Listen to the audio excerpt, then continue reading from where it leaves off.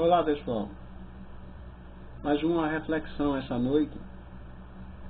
E o tema que eu trouxe hoje é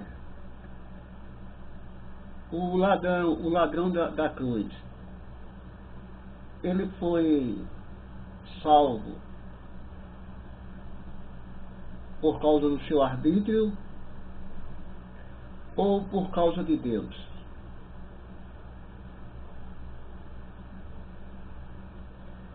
Eu trouxe esse tema hoje porque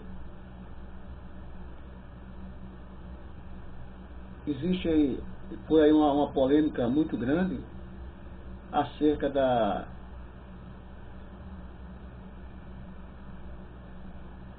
desse pensamento de que o homem ele é capaz por si mesmo de tomar uma resolução, uma decisão, e aí se aproximar de Cristo e se manifestar a Ele, e partindo desse princípio, ele passa a servir ao Senhor, e aí obtém a justificação, a salvação, recebe a graça e tudo mais.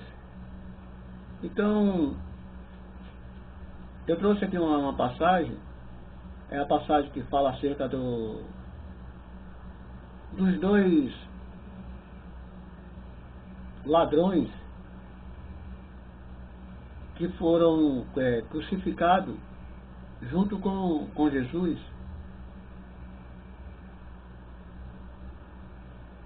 No capítulo 23 de Lucas,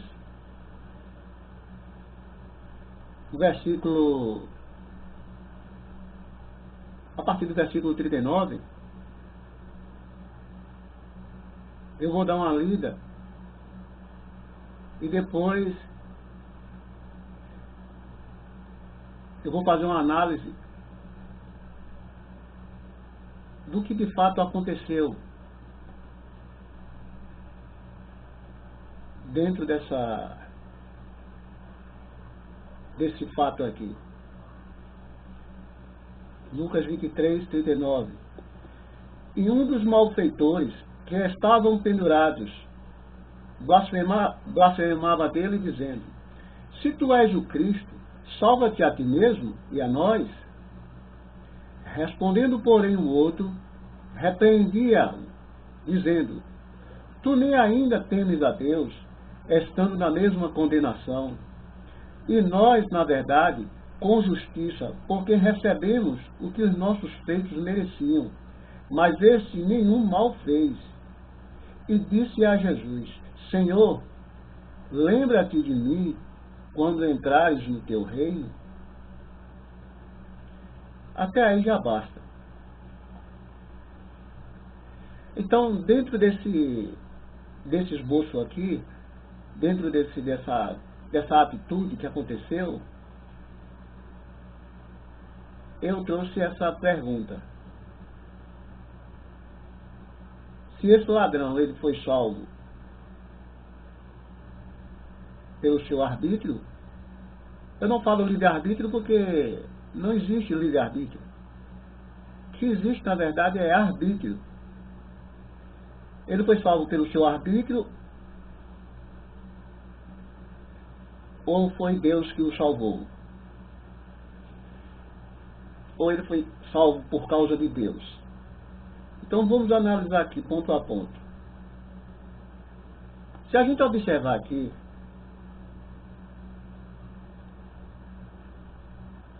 um desses ladrões,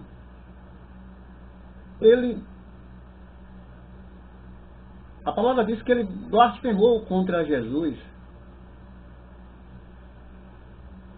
E um dos malfeitores que estavam pendurados blasfemava dele, dizendo: se tu és o Cristo, salva-te a ti mesmo e a nós. Só nesse versículo aqui, uma coisa que eu percebi: a ignorância desse ladrão e a falta de de reconhecimento. Quando Paulo fala, lá em Romanos, capítulo 10, verso 9 e 10, Paulo fala assim, que Paulo fala da confissão, né? Aquele que confessar será salvo, aquele que crê que Jesus o ressuscitou dentre os mortos será salvo. Eu acredito que você já conhece muito bem essa passagem. Então Paulo fala da confissão, né? O que é confessar? Confessar é reconhecer, é fazer um reconhecimento. Então quando Paulo fala lá em 10, capítulo 10 de Romanos, acerca da confissão, é confessar Jesus, é reconhecer Jesus. Quando você está confessando Jesus, você está fazendo ali simplesmente um reconhecimento, você está reconhecendo quem é Jesus. Mas isso movido pelo Espírito. Aqui não. Aqui esse ladrão, ele foi ignorante. Ele não reconheceu quem era aquele homem que estava ali na cruz ao seu lado. Se tu és o Cristo, veja, Jesus é o Messias. Jesus sendo o Messias, o Salvador, o Deus feito homem, ele, com a sua pura ignorância, salva-te a ti mesmo e a nós.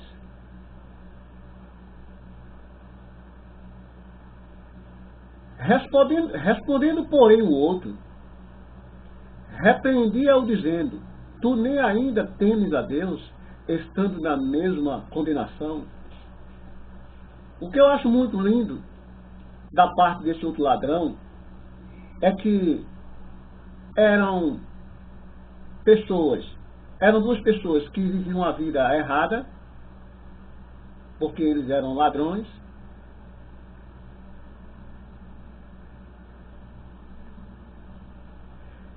E esse segundo ladrão, ele repreendeu o outro com a sua astúcia, com a sua ignorância,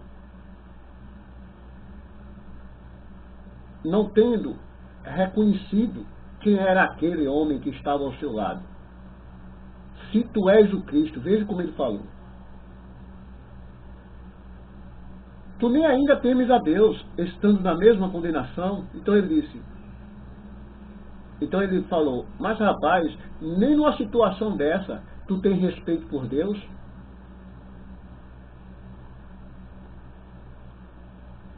Versículo 41. E nós, na verdade, com justiça, porque recebemos o que os nossos feitos mereciam, mas este nenhum mal fez.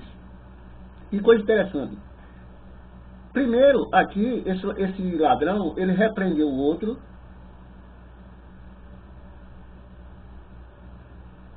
E depois ele teve consciência de que ele praticava coisas erradas. E disse para o outro, ó, a gente está aqui, rapaz, porque a gente merece. A gente está aqui pagando pelaquilo que nós fizemos. Agora, o interessante é quando ele se dirige a Jesus. Totalmente diferente de como o outro se dirigiu a Jesus.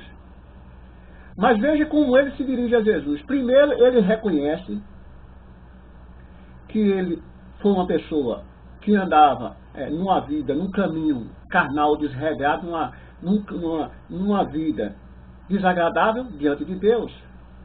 Mas quando ele olha para Jesus, ele diz, mas este nenhum mal fez. O que eu acho interessante é que quando Paulo fala da confissão, que tem que confessar Senhor Jesus, que é reconhecer, observe que esse ladrão, ele reconheceu Jesus. Porque, veja só, ele diz, mas este nenhum mal fez. Como é que esse ladrão sabia que Jesus não havia feito nenhum mal? Porque quem andava com Jesus eram os discípulos. Os discípulos andou com Jesus há cerca de 3 anos e algumas coisas aí. Que não foi 3 anos taxativo. Mas aproximadamente, eu acho que 3 anos e meio, segundo o cálculo de alguns estudiosos. Então, a questão é o seguinte: como é que esse ladrão sabia que Jesus não havia feito nenhum mal? Mas esse nenhum mal fez. É aí onde entra o X da questão. Observe que esse ladrão, ele já estava tendo ali um reconhecimento de Jesus. É como se fosse uma confissão.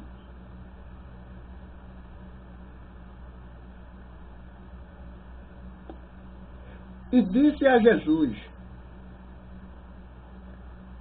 Senhor, lembra-te de mim quando entrares no teu reino. Se a gente analisar o versículo 41 e o versículo 42, eu consigo perceber isso aqui como uma confissão.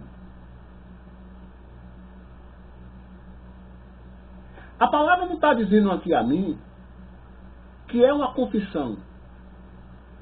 Eu estou dizendo que é uma confissão pela forma de como ele reconheceu Jesus, sem ter andado com Jesus. Porque esse ladrão não andava com Jesus. Durante os 3 anos e pouco que os apóstolos andavam com Jesus, esse ladrão estava fazendo o quê? Roubando, fazendo coisas erradas. Mas veja o reconhecimento que ele fez. Ele teve um reconhecimento de que Jesus não havia feito nenhum mal. Agora eu pergunto, será que esse ladrão ele falou isso segundo a carne? Será que esse ladrão falou isso segundo a sua natureza humana? Será que ele falou isso segundo a sua consciência? Ou ele falou isso movido pelo Espírito? Aí alguém me diz assim, mas como é que se pode ter tanta certeza que ele falou dessa forma, manifestado pelo Espírito? No versículo 42 deixa claro, observe. E ele disse a Jesus: Senhor, lembra-te de mim quando entrares no teu reino. Observe aqui. Ele chamou Jesus de Senhor. É aí onde eu quero que vocês prestem bem atenção. Primeiro ele faz um reconhecimento de que Jesus não havia feito nenhum mal. O segundo é o seguinte: ele chama Jesus de Senhor. Senhor, lembra-te de mim quando entrares no teu reino. Em relação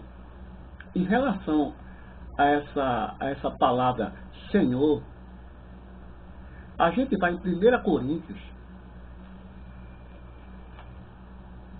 Paulo disse conferir coisas espirituais com coisas espirituais. Conferir uma coisa com outra. Conferir uma passagem bíblica com outra passagem bíblica. Um versículo com outro. Então, é o que eu vou fazer agora. Eu vou fazer uma conferência aqui desse versículo aqui, que o ladrão chamou Jesus de Senhor. Eu vou conferir isso aqui com 1 Coríntios capítulo 12.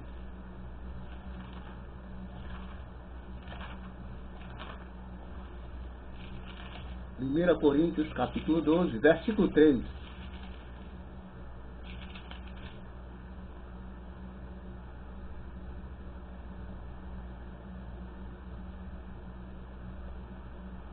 Então Paulo diz assim, ó.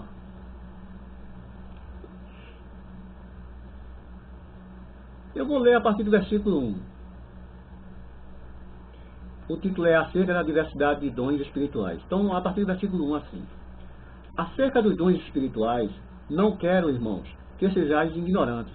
Vós bem sabeis que eres gentios, levados aos ídolos mudos, conforme eres guiados. Então, o versículo-chave que eu quero conferir com aquela passagem que o ladrão chamou Jesus de Senhor, é nesse versículo 3. Portanto, vos quero fazer compreender que ninguém que fala pelo Espírito de Deus diz Jesus é anátema. E ninguém pode dizer que Jesus é o Senhor, senão pelo Espírito. Observe isso aqui. Paulo está dizendo que uma pessoa que tem o Espírito jamais diz o Senhor é maldito. Eu vou ler novamente essa passagem com mais cautela. Portanto, vos quero fazer compreender que ninguém que fala pelo Espírito de Deus diz Jesus é anátema. Paulo está dizendo que uma pessoa que tem um Espírito, ela é incapaz, é impossível de ela chamar Jesus de o Senhor é maldito. E Paulo continua. E ninguém pode dizer que Jesus é o Senhor, senão pelo Espírito. Então Paulo está dizendo que uma pessoa só pode chamar Jesus de Senhor se for pelo Espírito. O que foi que aconteceu aqui? O ladrão disse o quê? Mas este homem nada fez. Isso no versículo 41. Quando é no 42, o ladrão diz assim, e disse a Jesus, Senhor, lembra-te de mim. Ele chamou Jesus de Senhor. O que Paulo está dizendo aqui em Coríntios, capítulo 2, no versículo 3? E ninguém pode dizer que Jesus é o Senhor, senão pelo Espírito. Aquele ladrão, ele reconheceu que Jesus ele era o Senhor por causa do Espírito. Foi por isso que eu fiz a pergunta. Esse ladrão, ele foi salvo por causa do seu arbítrio ou por causa de Deus? A resposta, meus ouvintes, esse ladrão, ele só foi salvo por causa de Deus, porque Deus se manifestou nesse ladrão ali na cruz do Calvário. Essas atitudes que esse ladrão tomou foi por causa da manifestação de Deus na vida dele. Coisa que não aconteceu com o outro ladrão. Porque se Deus houvesse se manifestado na vida daquele outro ladrão, o ladrão não teria falado com tanta ignorância daquela forma. Se tu és o Cristo, salva-te a ti mesmo e a gente. Veja a ignorância, a pura ignorância. Se tu és o Cristo, quer dizer, ele não sabia que Jesus. Veja que aí, nesse caso, não houve aí uma confissão, não houve aí um reconhecimento, diferente do outro ladrão. Primeiro o ladrão repreendeu o outro. E depois ele faz ali um reconhecimento da pessoa de Jesus. Mas este homem nenhum mal fez. Senhor, lembra-te de mim, quando entrares no teu reino. Chamou Jesus de Senhor. Paulo diz o quê? Alguém só pode chamar Jesus de Senhor se for pelo Espírito. E ninguém pode dizer que Jesus é o Senhor, senão pelo Espírito. Então, amados ouvintes, observe que essa ideia de que o homem ele é capaz de se aproximar de Deus, de sentir desejo pelas coisas lá do alto,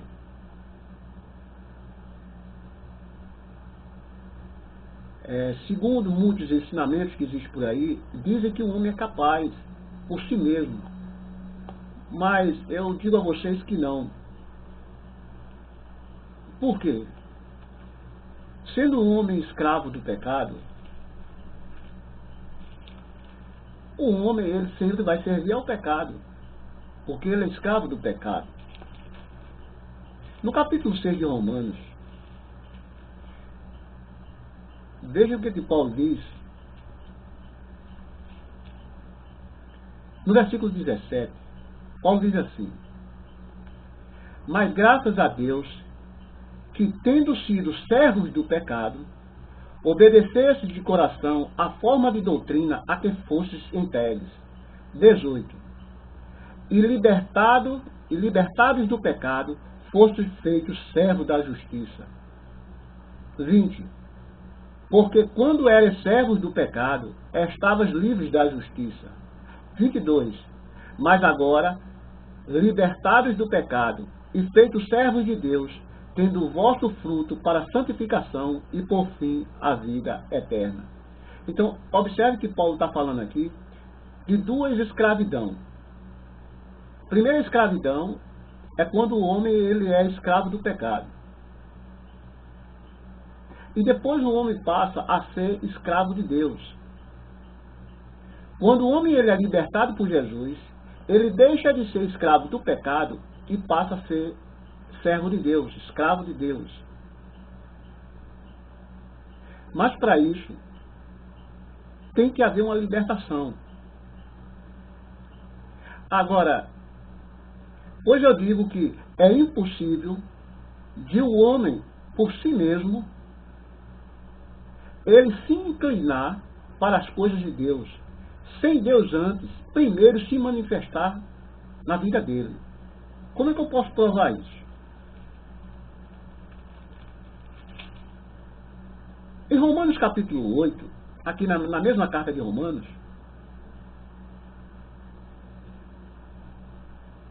no versículo 5, Paulo diz assim: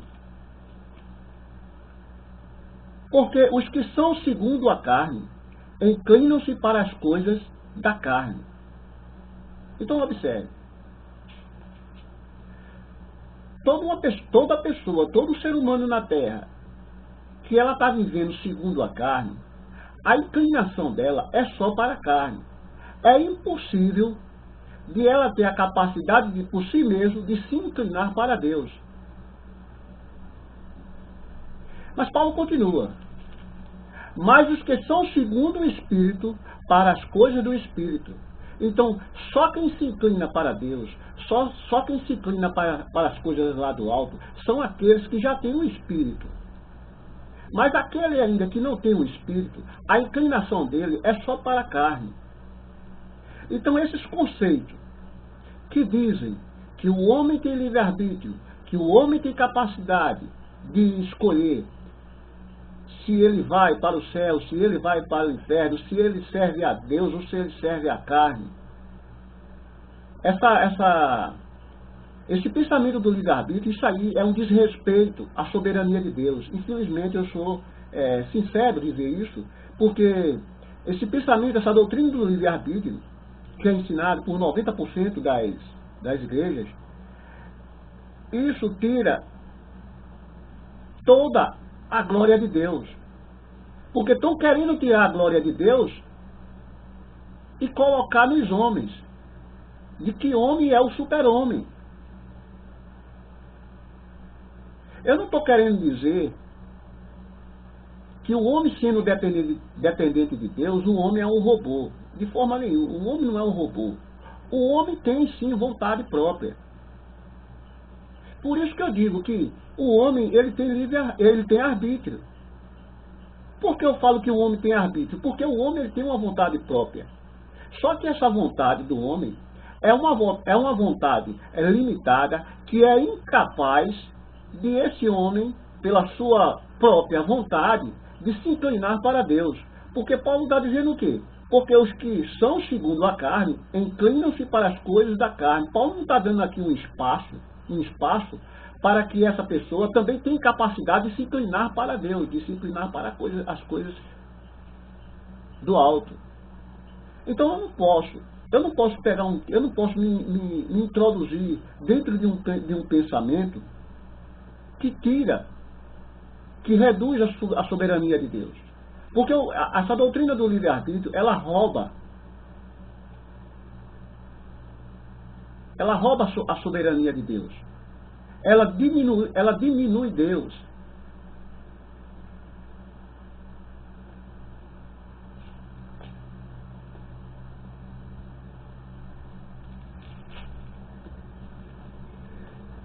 Então, amados ouvintes, eu sei que é difícil para muitos, porque essa doutrina do livre-arbítrio é uma doutrina que é pregada pela grande maioria. E é claro que, na sua grande maioria, elas ouvem mais o livre-arbítrio, né? A capacidade que o homem tem de escolher o que ele... Mas eu digo a vocês que Para um homem ser salvo, Deus tem que agir primeiro. Porque se não for assim, nenhum ser humano se salva.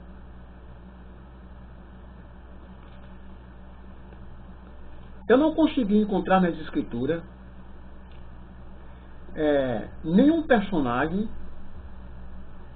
durante esses 15 anos, nenhum personagem que ele foi salvo tomando atitudes corretas em relação a Deus, sem Deus nunca se manifestar primeiro na vida dele. Eu nunca vi isso. Observe, Paulo ele era perseguidor da igreja. Paulo, quando se converteu, Deus se manifestou primeiro a Paulo ou não? Isso é uma pergunta. Mas eu vou responder essa pergunta. Deus primeiro se manifestou, para depois Paulo se converter. Porque no caminho de Damasco, Jesus apareceu a Paulo. Então observe, na vida de Paulo nunca existiu livre-arbítrio e nem tampouco arbítrio. Paulo tinha sim o arbítrio, Paulo tem, todo ser humano tem uma vontade própria. Mas eu pergunto, qual foi a vontade que Paulo usou para se converter? Paulo servia ao judaísmo. E depois ele passou a servir Jesus. Mas ele usou isso de vontade própria? De forma nenhuma. O que foi que surgiu primeiro? O que foi que aconteceu primeiro? Jesus apareceu a Paulo. Foi através da aparição de Jesus que tudo se modificou na vida de Paulo. Então, qual foi o livre-arbítrio? Ou o arbítrio que Paulo usou para ser salvo, para servir a Jesus? Nenhum. Um outro exemplo que eu posso dar também é no caso de Lídia, lá em Atos dos Apóstolos. No dia de sábado, Paulo saiu com Silas, se eu não me engano, acho que foi com Silas, e ele foi para um certo lugar, havia ali um certo rio, havia muitas mulheres, e tinha uma mulher chamada Lídia. Esse grupo de mulheres se aproximou um pouco para ouvir ali o que Paulo tinha a falar. E Paulo começa a falar acerca de Jesus, acerca da salvação, acerca do evangelho que ele recebeu. E a palavra diz que Lídia estava ouvindo Paulo atentamente e que Deus tocou no coração de Lídia para que ela pudesse entender o que Paulo estava ensinando. E a palavra diz que ela se converteu, que ela foi batizada. O que eu acho interessante é o seguinte, que a palavra diz que Deus tocou no coração dela para ela poder entender o que Paulo estava ensinando. Então o que eu estou querendo dizer é que sempre existe aí uma manifestação primeiro da parte de Deus, de todos aqueles que se convertem. Porque uma pessoa que se aproxima de Deus por sua própria vontade, pois eu garanto a vocês que essa pessoa ela não vai ser salva. Mas, irmão, você não acha que você está sendo muito ignorante dizendo essas coisas? Não, de forma nenhuma. Aqui no Brasil existe aproximadamente quase 20 milhões de pessoas desviadas das igrejas. Por que tanta gente assim desviada? Porque são pessoas que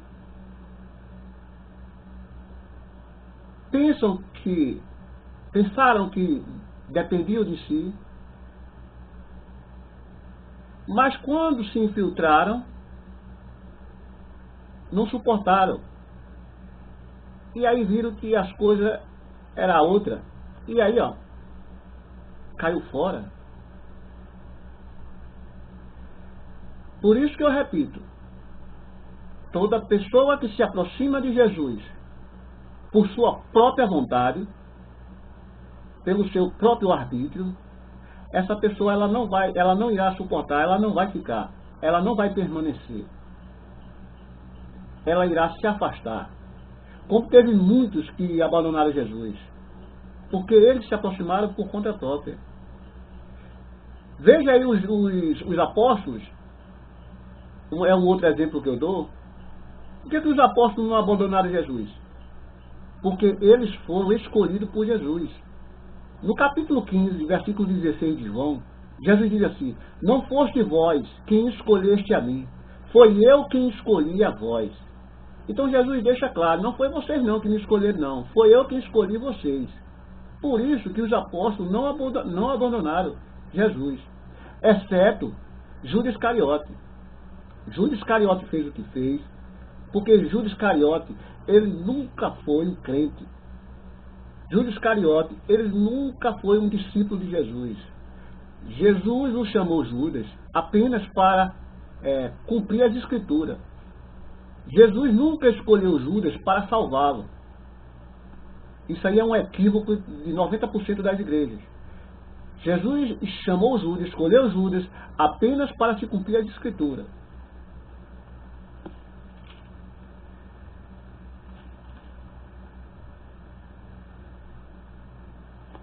Então, por isso que eu digo que o ladrão da cruz, ele foi salvo por causa da manifestação de Deus, primeiro na vida dele. Porque se Deus não tivesse se manifestado na vida daquele ladrão, como é que ele ia ter capacidade de ter um reconhecimento tão extraordinário de Jesus Cristo? Um homem que nunca andou com Jesus, só fazia coisas erradas, só fazia roubar, era um ladrão. Mas veja a maneira de como ele se comporta diante de Jesus. Nenhum mal este homem fez. Senhor, lembra-te de mim. E chamou Jesus de Senhor. Paulo diz, só pode chamar Jesus de Senhor se for através do Espírito. Então quer dizer que aquele ladrão, ele já tinha um Espírito. Por isso que eu digo que quando ele tomou essas atitudes, é porque Deus já havia se manifestado nele. Então, uma pessoa, quando ela se manifesta, existem duas possibilidades. Quando uma pessoa vem se manifestar, ou ela está se manifestando por sua própria vontade, porque alguém diz, depende de você, basta você decidir. Então isso fica na mente da pessoa. E aí a pessoa, às vezes, está vivendo uma situação difícil, porque tem muitas pessoas que se aproximam de Deus apenas para aliviar os seus sofrimentos da carne. Às vezes é uma doença, às vezes é um problema na família, às vezes é um desemprego, às vezes é uma falta de paz, alguma coisa assim. Então a igreja fica pressionando. Então, aceite Jesus, depende de você. A palavra diz, se com tua boca tal. Então esses líderes espirituais saem pegando versículos que aparentemente parece algo que depende do homem, e aí mostra a ele. Então ele vai e toma uma decisão. Mas quando ele toma uma decisão por sua própria conta, própria conta, sem Deus se manifestar primeiro na vida dele, então ele vai adiante. Mas quando ele vai adiante, quando chega lá na frente, ele volta. Ele abandona. Porque ele não está conseguindo suportar tudo aquilo ali que está vindo em relação à vida dele, que é a obediência. Porque não é mais só você chegar e se aproximar de Deus e ficar por isso mesmo. Você tem que se aproximar de Deus e ser obediente. Jesus e os apóstolos falaram muito sobre a obediência. Então essa é a primeira possibilidade. De ele, por sua própria conta, ele vai, mas ele termina voltando. E a outra possibilidade é o seguinte: quando o homem ele se manifesta, é porque Deus já o havia se manifestado primeiro na vida dele. Então ele vai, mas ele não volta mais. Como aconteceu com os apóstolos. Eles começaram com Jesus e foram até o fim e chegaram até a morrer por causa do nome do Senhor. Então, existem essas duas possibilidades de um homem ir. A primeira possibilidade, como eu falei, ele vai, mas ele não suporta, e ele volta, ele sai, ele desiste, ele se afasta de Jesus. E a segunda possibilidade é quando ele se manifesta, mas antes Deus já havia se manifestado nele. Então, dessa forma, ele vai e aí ele fica, porque ele suporta. Por quê? Porque ele entrou no Evangelho. E o Evangelho também entrou nele. Mas aquele primeiro não, ele entrou no Evangelho, mas o Evangelho não entrou nele. E o segundo não, o segundo entra e o Evangelho também entra. Então, eu sei que é difícil para muitos acreditar ou entender isso, mas uma pessoa só pode alcançar a salvação se Deus primeiro se manifestar na vida dessa pessoa. Porque se não for assim, ela nunca vai conseguir. Por isso que Jesus disse: ninguém pode vir a mim se o meu Pai o não trouxer, e eu o ressuscitarei no último dia. Esse texto ele é magnífico. Para mim ele não diz muita coisa não, para mim ele diz tudo. Quando Jesus fala ninguém, é porque é ninguém, é ninguém. Ninguém pode vir a mim se o meu Pai o não trouxer, e eu o ressuscitarei no último dia. Mas Jesus continua: ninguém pode vir a mim se pelo meu Pai não for concedido.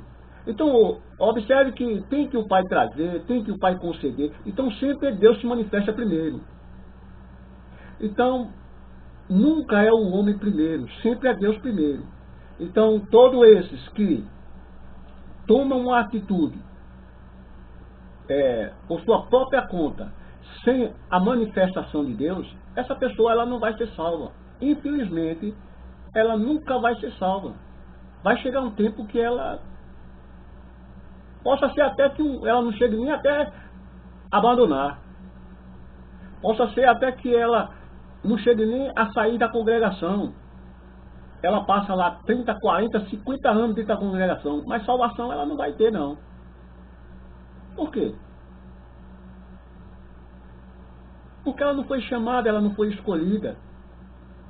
Deus não se manifestou na vida dela. Uma certa vez um jovem diz assim: Senhor, eu quero te seguir. Jesus disse assim: o Filho do Homem não tem nem onde reclinar a cabeça. O que Jesus quis dizer? Olha, não é bem assim não, chegar e me seguir não. Porque eu não tenho endereço não, Jesus passou para ele. Ou seja, não é fácil, não é chegar assim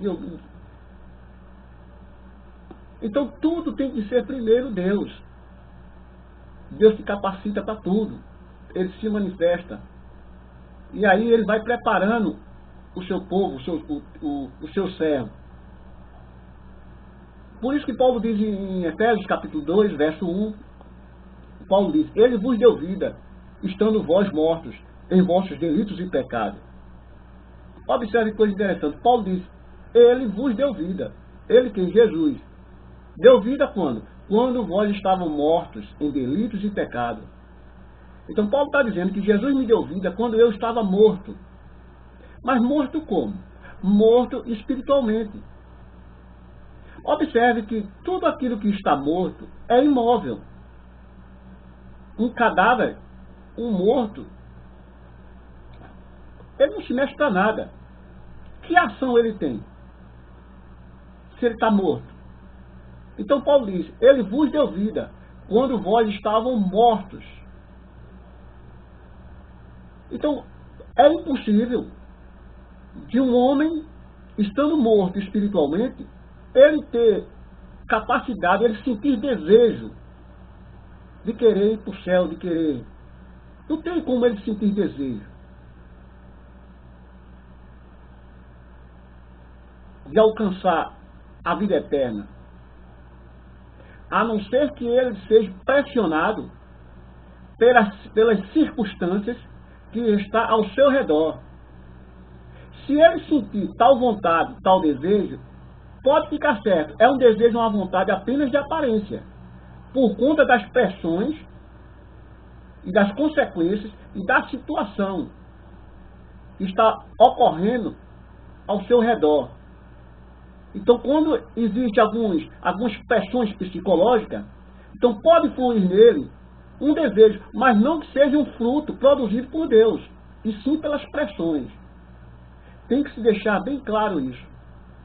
Então, quando o homem está morto espiritualmente, Jesus é quem dá vida. Por isso que tem muitos que pensam que foram ressuscitados, mas que às vezes está dentro da igreja, mas ainda está morto. Ainda está vivendo uma vida carnal. Ainda está vivendo uma vida desregrada. Está só com paletó e gravata, Bíblia debaixo do braço, mas a sua vida é um testemunho horrível. Porque os próprios que estão lá fora observam a sua vida e começam a julgá-lo. Porque se dizendo ele crente, mas vive como um descrente. Mas por quê? Porque ele entrou no Evangelho, mas o Evangelho não entrou nele. Ele se achou que se converteu, mas ele é apenas um convencido.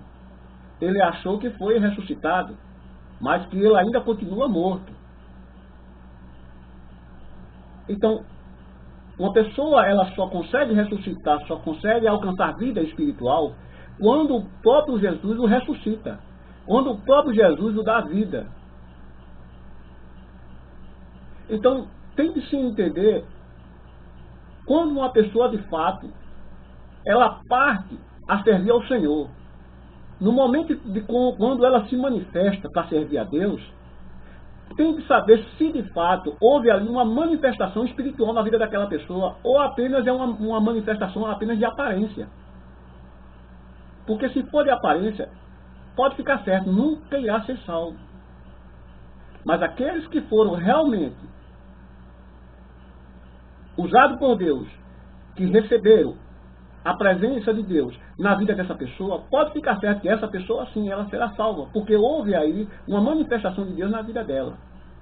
Diferente desses que se julgam salvos, se julgam convertidas, mas são pessoas que tomaram as suas atitudes precipitadas, ou se não foi precipitada, foi pressionada, ou então quiseram apenas viver uma vida de aparência só para dizer que é santo ou santa,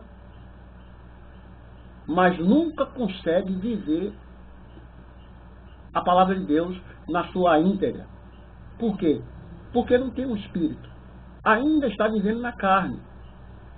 Então essas pessoas nunca serão salvas.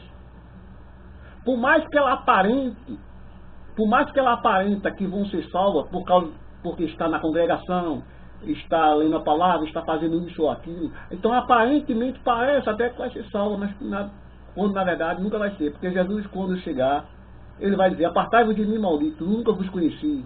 Mas eles vão dizer: mas nós pregamos na tua presença, nós fizemos isso. E Jesus diz: ó, apartai-vos de mim, eu nunca conheci vocês não. Jesus também diz: nem todos aqueles que me chamam de Senhor, Senhor, herdará o reino de Deus. Então, nem todos que estão lá dentro vai ser salvo, não. É por isso que eu estava explicando antes.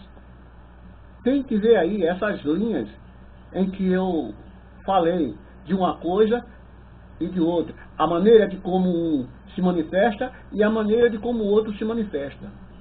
Então, voltando ao princípio, em relação ao ladrão da cruz, o ladrão da cruz ele foi salvo por causa de Deus e não por sua própria capacidade.